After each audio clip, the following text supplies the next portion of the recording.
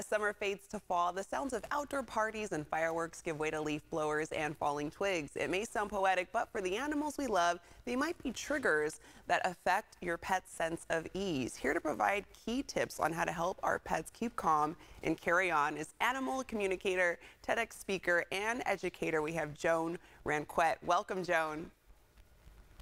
Thank you for having me. Thank Yeah, you so much. we're happy to have you on. So, Joan, let's talk first about the seasonal triggers that often stress our pets out. What are those?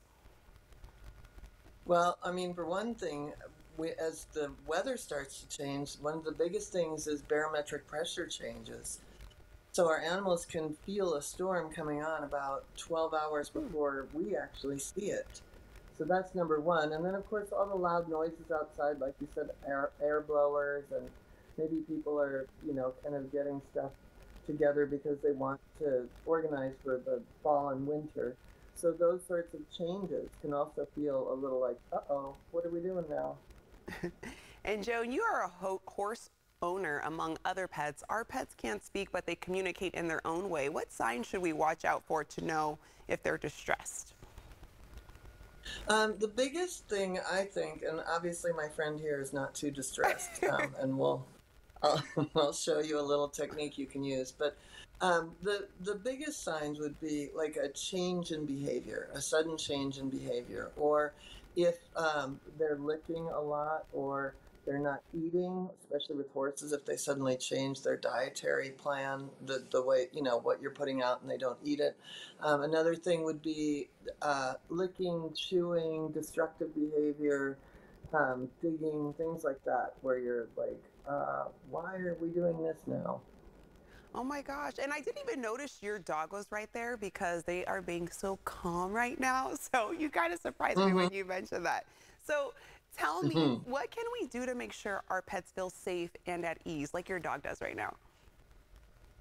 Well, one of the things, for one thing, I think one of the best things on the planet is exercise. And we just went out on an hour hike into the hills. So that's one thing, is proper exercise, not just opening the door and letting them out in the backyard, but doing something with them. And another thing about, even if you just go out for a few minutes and let them sniff, that activates the mind body. That calms down their whole system. Another thing is just stroking along the spine. That's called a bladder sweep in Chinese medicine.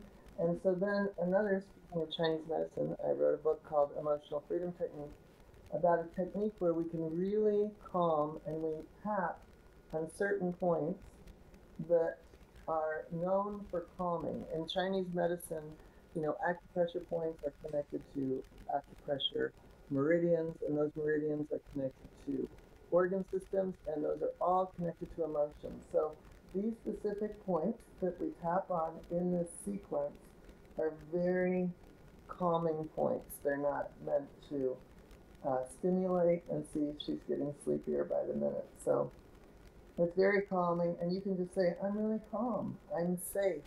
I'm safe. I'm calm. Yeah, you can And tell. pretty soon, oops, sorry. You're okay. I was just going to say, you can tell your dog looks so calm. And I also wanted to ask you about neighborhood wildlife.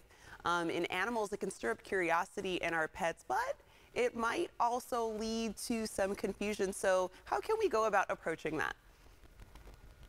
Well, I live on the edge in an open space, and so I have wildlife all day long here.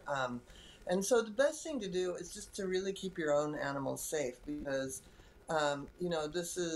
it's their land, it's our land, and we just have to be respectful of our wildlife neighbors, and at the same time, just always have our eye on our beloveds.